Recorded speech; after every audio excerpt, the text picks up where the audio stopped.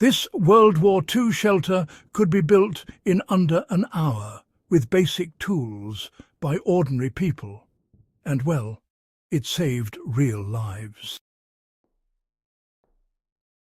That's not hype, that's history. While bombs fell and sirens screamed across Europe, a quiet revolution in survival was unfolding beneath people's feet.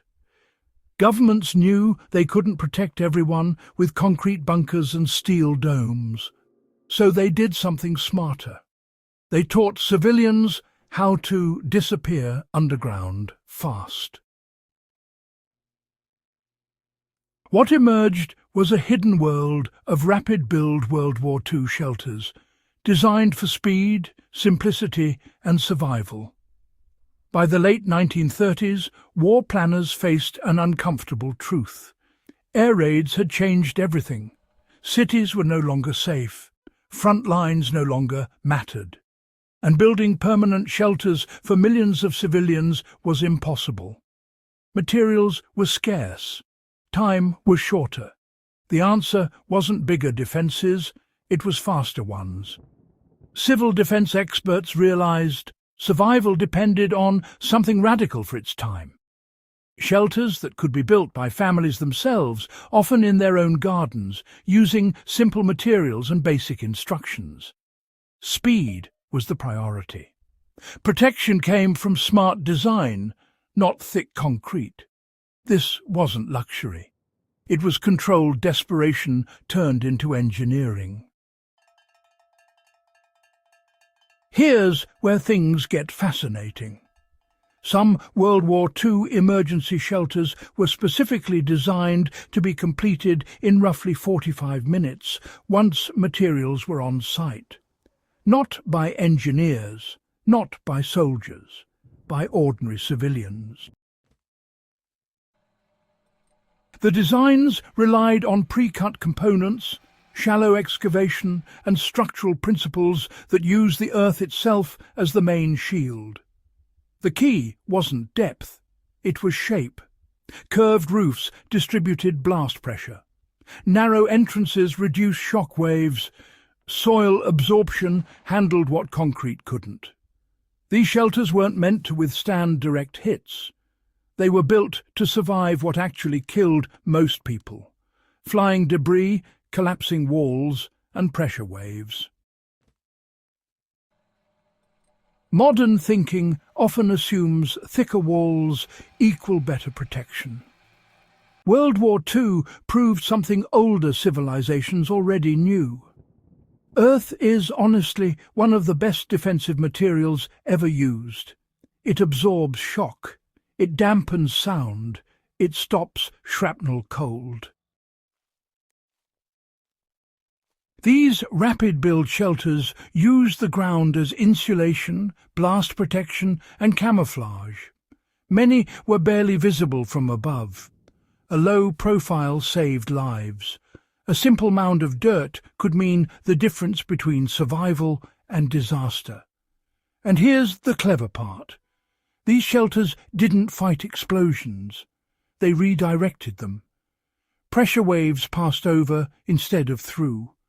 The ground flexed where concrete would crack. No high-tech parts, no rare metals, no modern tools, timber planks, corrugated steel sheets, sandbags, nails, shovels. That was it.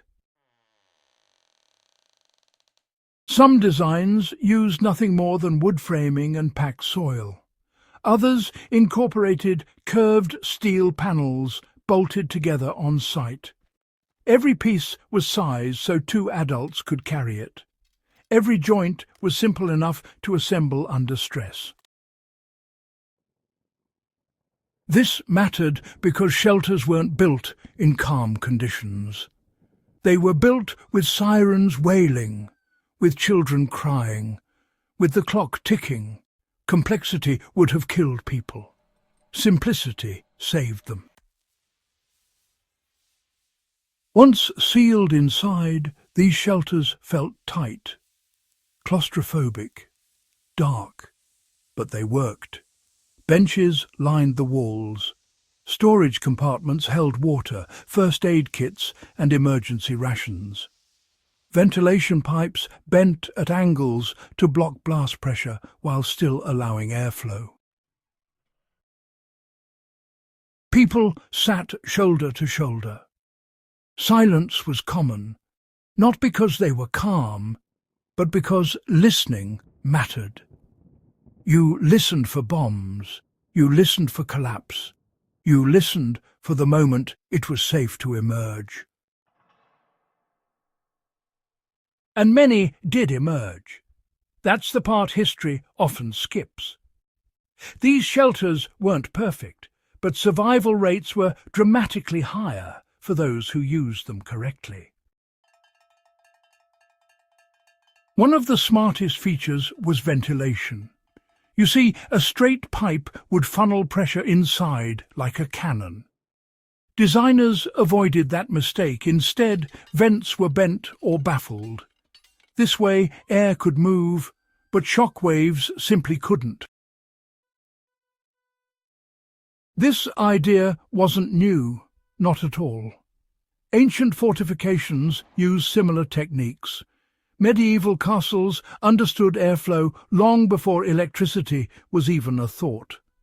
World War II engineers simply adapted old knowledge to modern threats. It's really just old thinking, applied under modern pressure. These shelters were never meant to be comfortable, honestly. They were meant to exist quickly. Every design choice favoured speed over luxury. Narrow dimensions meant less digging. Shallow depth meant faster excavation. And modular parts meant no measuring, no guessing, no wasted time. And here's the uncomfortable truth. A shelter built in 45 minutes was honestly infinitely better than a perfect shelter built too late. Survival isn't about ideal conditions, you know.